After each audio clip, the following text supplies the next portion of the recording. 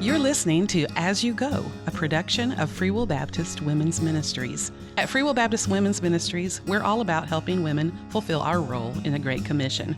Jesus said, as you're going, make disciples. So in our podcast, we want to focus on being a disciple, growing in discipleship and in obedience, and then making disciples. Hi, I'm Ruth McDonald, the director of Free Will Baptist Women's Ministries, and the host for today's podcast. Today we have a special guest. She happens to be my cousin, but that's not why I invited her. I invited her because she's awesome. But she's Margie Patton, and she has some things to share with us today about marriage and about keeping our wedding vows for better or for worse. And I think you're going to really benefit and enjoy what she has to say to us today. Margie, welcome. Thank you. Thank you for driving all the way over here from Missouri to record this podcast. Well, I always am ready to hit the road for Nashville, but it's good to be with you this morning, and I hope that something I say will have an impact on someone's life. Well, I know it will. I know it will. Margie came to us from Farmington, Missouri, and drove in her little red car with her cute little red shirt, so we're glad to have her. Margie, I've been asking everybody that comes on the podcast, when you were a little girl, what did you want to be when you grew up? Well, when I was a little girl, I had 4 siblings, but I was in some ways kind of an only child because my older sisters were 8, 10, and 12 years older than I, and my little brother was 7.5 years younger. So I spent a lot of time by myself, and so I had to use my imagination a lot to create things to do. And part of that was pretending that I was a mother or that I was a teacher. I wanted to be, more than anything else, a homemaker. I had the world's best example of that in my mother. Yes, you did. And I just thought nothing could be more wonderful than just puttering around home and doing all the chores of home and raising a family and taking care of people. And so that was my first goal. That's amazing because you really, in many ways, have turned out to be that, haven't you? Well, You've some been a ways. lot of other things too. Yes. I But that's never awesome. was able to be what I call a full-time, nothing but homemaker. I always had to have a regular job too. So what have some of those regular jobs been?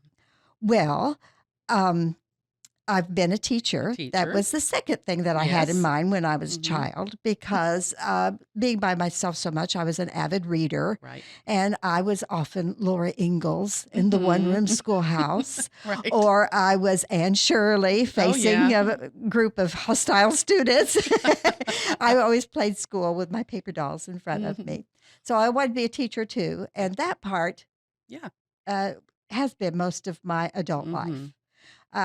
Teaching school was not really my first choice of things to do. And it was not ever what I really felt like was my calling. Oh, really? You did so well at it, though. But it was Wayne's calling. Oh, My I see. husband Okay. was called Yes, he was to definitely a teach. He teacher. was a born teacher. He could teach anything, even if he had to spend hours learning it himself first Right. before he stood before the class. But since he was a teacher in Christian schools, this was in the early days of the Christian school movement, and we spent over 40 years in Christian schools. And for those of you who don't know, Christian schools have not ever paid very well, They haven't. especially in the early days. And so if he was going to fulfill his calling to be a part of Christian education, I was going to have to work. You definitely needed 2 incomes. It was a 2-income Plus. proposition. Plus. Yes. I remember when Margie made cookies every morning and sold them at the Christian school. That was, I'm sure, in order to make ends meet. Yes. You've also been a piano teacher. Yes. And taught hundreds of students through the Yes. years. Been thankful for that ability. Right. I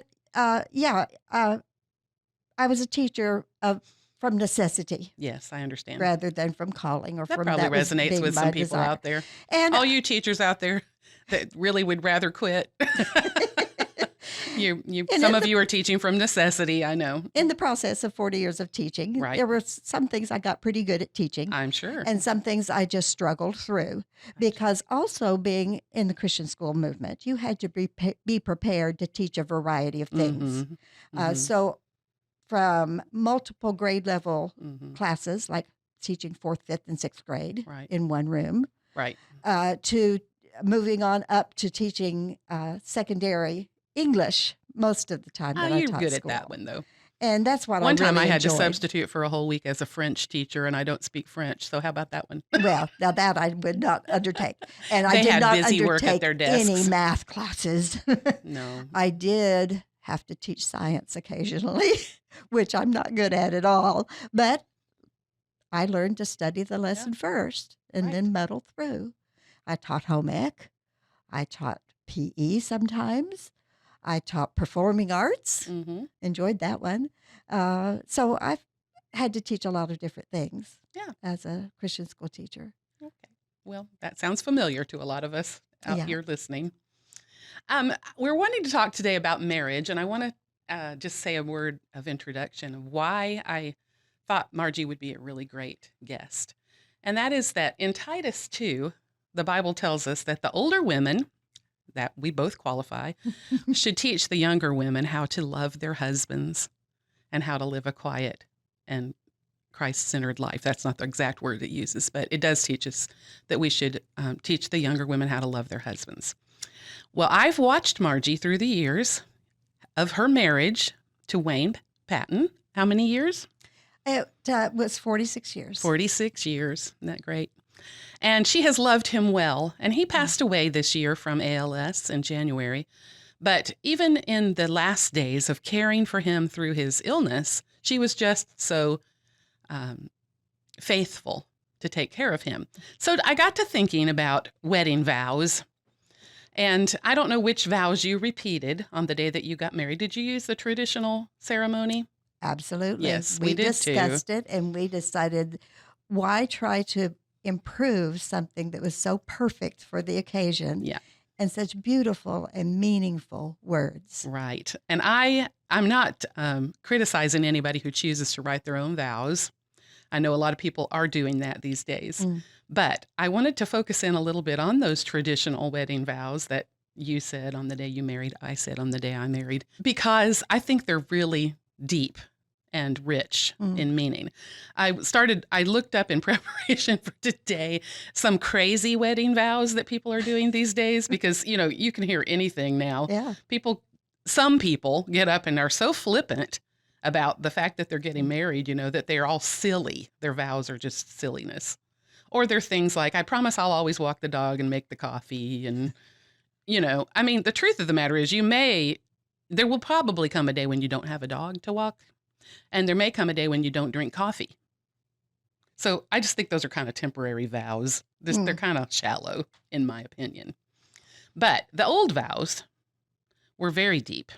Yes, and they pertain to every marriage. They did. We vowed to forsake all others. Yes. We vowed to love and honor and even obey, some of us, back in the day. I know that one's controversial, so I'm not going to go there. But we promised to love for better or for worse, for richer or for poorer, in sickness and in health, until death parts us, right? Right. Now, I know you're an English teacher, or have been. In the old days, we said, and thereto I plight thee my troth, which I said in 1980 when I got married. What does that mean, Margie? Well, I know what it means, but why don't you explain what it means? Well, it just means I pledge to you my everything, really, my trust, my confidence. Yeah, I'm 70. my trust, my love, I forget my words. loyalty. My loyalty, yes. Right. So we don't use the words My plight my support. and troth too much anymore. So I think a lot of people have modernized that a little bit and said, I pledge you my trust. But it means a lot more than that, doesn't it? Yeah. And we know biblically that a true Christian marriage is a covenant. Can you tell me what a covenant means to you? Well, a covenant is a very strong promise. Right. It is an oath that we take. And it has a permanence to it, as marriage should have, until death do us part. Now, do you remember young Margie on the day she got married? Do you remember what was going through your head as you said those vows? Well, probably more than anything else, I was thinking, finally. Yeah. and even then, there was a word that I think has carried through Mhm. our 46 years of marriage. That is an important word. I felt like on that day, I was starting a journey. Mm. And to me, that meant a journey to the end. Mm-hmm. And the word journey has always played an important part in our life together. And it's a journey to us was always more than just a trip. You know, in a trip and in a journey, they're very similar. They all have an important destination, the destination, your ultimate goal. And as Christians, our destination is heaven. But sometimes the journey, the getting there, is very important too. So on our journey through this life, we have to think of more than just our destination. We also have to take the journey, and that journey has to fulfill what God wants us to do with our life. Mm-hmm. And in a trip, you hop in the car and you get to your destination the quickest, most cheaply that you can. But with a journey, you kind of meander a little bit. You get off the beaten path. You get off the interstate. You take some unexpected stops. You pull over at every historical marker along the way if you're married to Wayne Patton. But you have to kind of take your time with the journey. Mm-hmm. And so that's what I hope that we have done with our life together as a couple, is we have enjoyed the journey. And for Wayne, that journey is over. He has reached his destination. And I'm still looking forward to that day. But my journey's not over yet. And I have to keep that in mind too. Yeah, I love that because our Christian life is about the journey. Mm-hmm. It isn't all about the destination, which is Yeah. heaven. You know, I think in the old days, life was so hard for the old timers that they sang and fixated a lot on heaven, which is appropriate. Mm-hmm. And I want to look forward to heaven, and I do look forward to heaven. But we have the journey here to enjoy the presence of Jesus and the fellowship of our loved ones. And the journey is the time that we spend growing and influencing others. Yes. Yeah, it's great. The Yeah. journey, it really is all about the journey. I love And that. so when we started out, part of our purpose was to make a difference in people's lives Mhm. and to not try to rush through life. Now, there was some of that, of course. Yeah. But that was the goal. Okay. Well, I want to talk a little bit about some specific things that are in those vows, like the richer and poorer thing. Oh, wow. Now, I know you, Margie, because I've known you all my life, and I've observed that it's in your DNA. Your family is all like this. Mine is too. But you have not made it your goal in life to be rich in physical things, right? Right. I don't think you and Wayne ever measured your life by riches. And so you've been poorer a few times, I'm sure. Well, we started out that way for Right. sure. Right. When we were preparing for our wedding, it was a frugal wedding. Yes. I got a half off wedding dress. Mhm. It came from Castronauts, but it was half off. And family members did almost all of the work on the wedding. Which is really precious. Yes. And we don't- My uncle performed the ceremony and took the pictures. Yes. My Aunt Agnes arranged the reception for the most part. And so everybody pitched in, and it was a simple yet meaningful and very special day. It was minus some of the anxiety that often goes into a wedding because it was simple and it was what we wanted, not what we thought everybody expected of us. And it was a lovely day. So we could not afford a fancy wedding. Wayne couldn't even afford our wedding rings. I had to buy both of them. Oh, that's funny. Because he was so broke. I don't know if you knew this or not, but when my mom and dad got married, my dad had to borrow the $2 to pay for the wedding license. Well, I think we had that covered, but we did not have a honeymoon. Yeah. His car had broken down completely a couple of weeks before the wedding, and he had to get. He wasn't a very good risk, Margie. Well, He had to get a new car. He didn't have prospects. Well, the Lord was teaching us from the get-go to trust him. Yes, I get that. And I'm totally he provided. joking. But financially, he may not have been the best prospect. Like some uppity people always like, you've got to marry the man with the prospects. But then again, I wasn't used to that. I understand that. My so tell me about your philosophy. philosophy, yours and Wayne's together, your philosophy of things. Well, and riches. When it comes to finances, I think a big key, I know there are a lot of marital arguments about finances. Big time. A big key is that it is one for all and all for one. It is not mine and yours, it's ours. And the idea of it being a shared responsibility and being open and honest about needs and wants and being able to distinguish between the two and putting your trust in God's provision.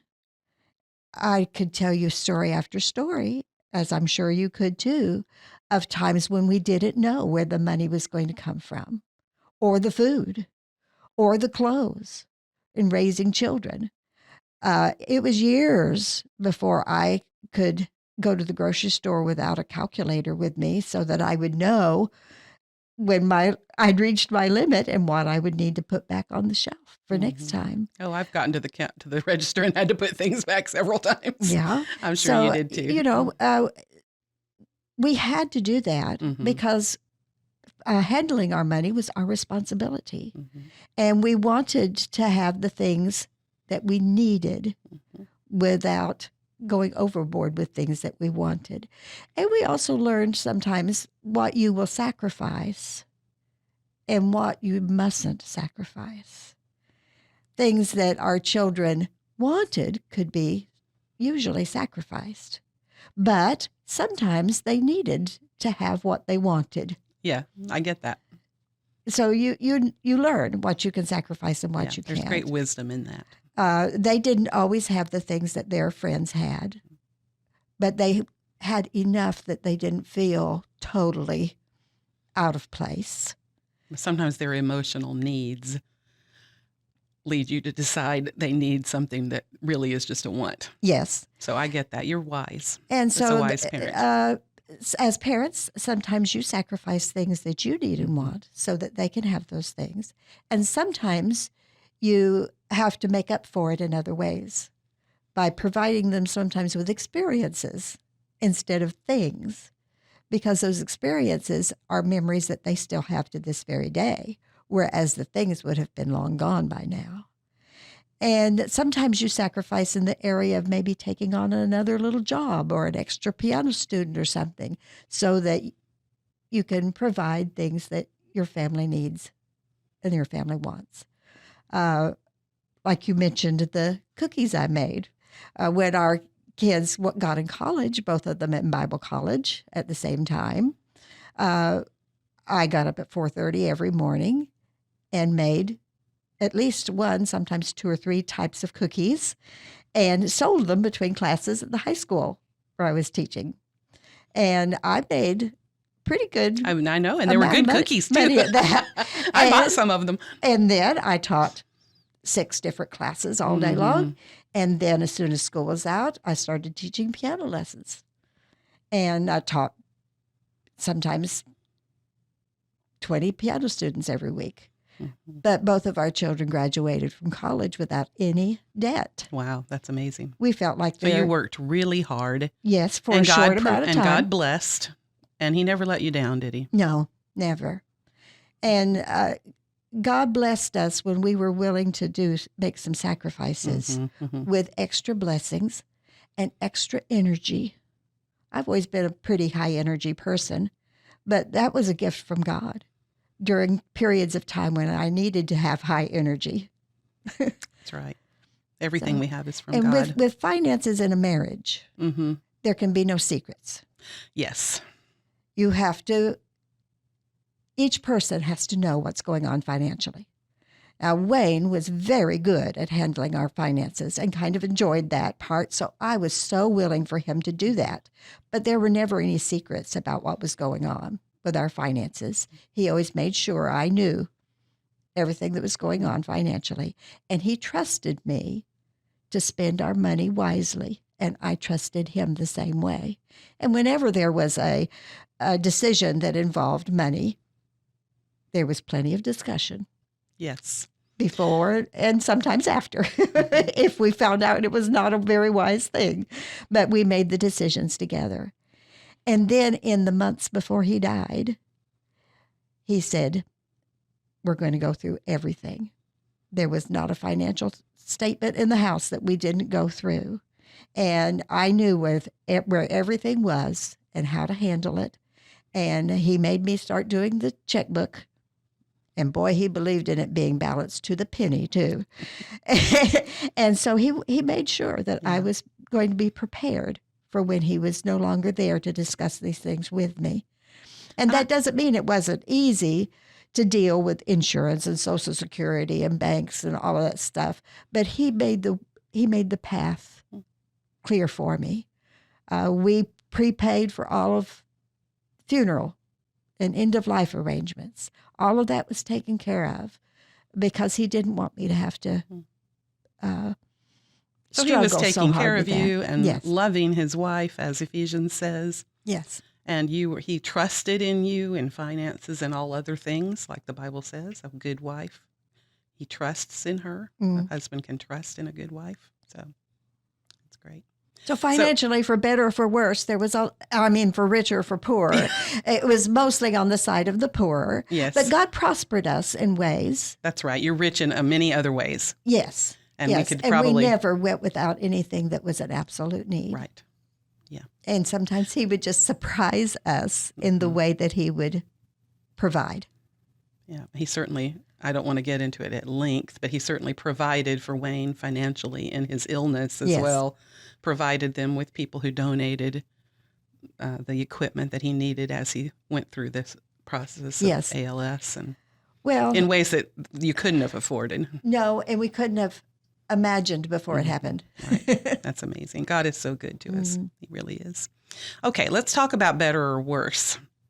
I think you had a lot of better, actually. Yes. Can you tell us, just briefly, something about your 46 years, was it? Just tell us what was the highlight? What was really good? The highlight, part of it was just because of the person that Wayne was, my husband. He was an interesting person. He enjoyed things. We traveled. We went to all 50 states. We were just looking together before we started recording at this map behind us and all the different places where Wayne and Margie traveled. It's really amazing.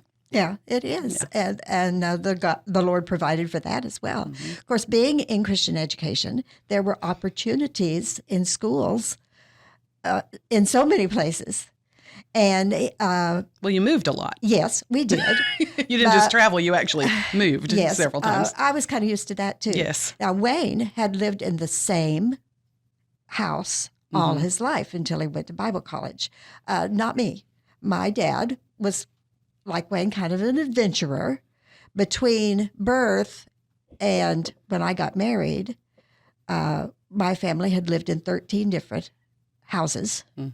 So we moved fairly regularly, and my parents continued that right up until their death.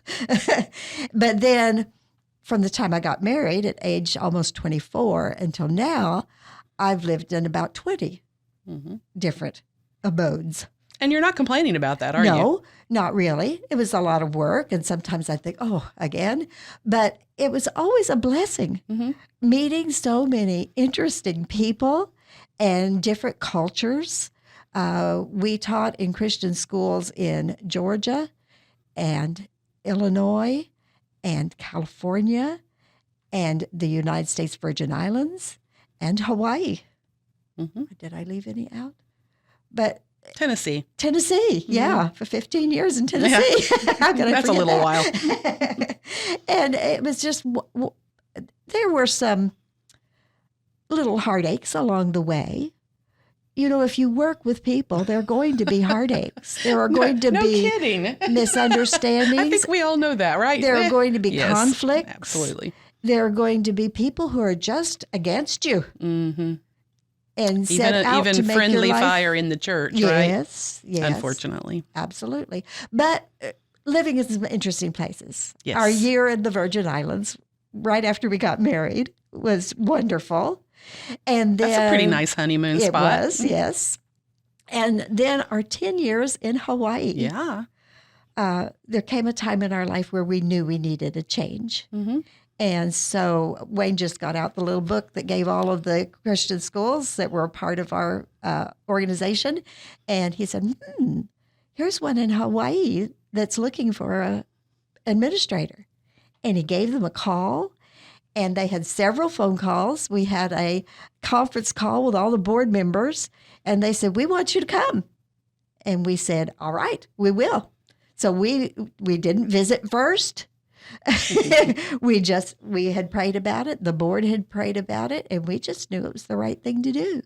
So off we went to the island of Kauai. And you were there 10 years. We were there 10 years. So I think that some people misunderstand the wandering heart. You know, that famous quote that's around everywhere right now, all who wander are not lost. Mm-hmm. I don't think you wandered because you were lost or searching for something. I think that's just the journey that you enjoyed. It's just the journey. Leading.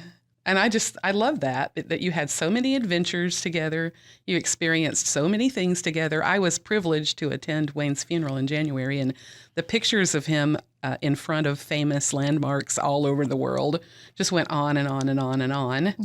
And so I think that your life was, and your life's not over. I don't mean to put your life in the past tense, but your life with Wayne was very rich. Yes. And very good in many, many ways. And I love the fact, and this is the key to everything, isn't it, that you have such a grateful spirit about the life that you've lived. Gratitude is the key to contentment.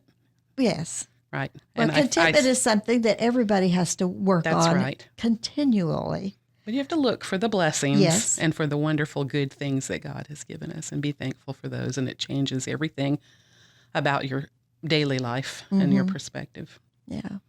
Well, first of all, we were thankful for one another. Absolutely. And we were thankful for how the Lord had directed and blessed so clearly through our lives. And thankfulness is key. Thank you, Margie. You're we appreciate welcome. you so much.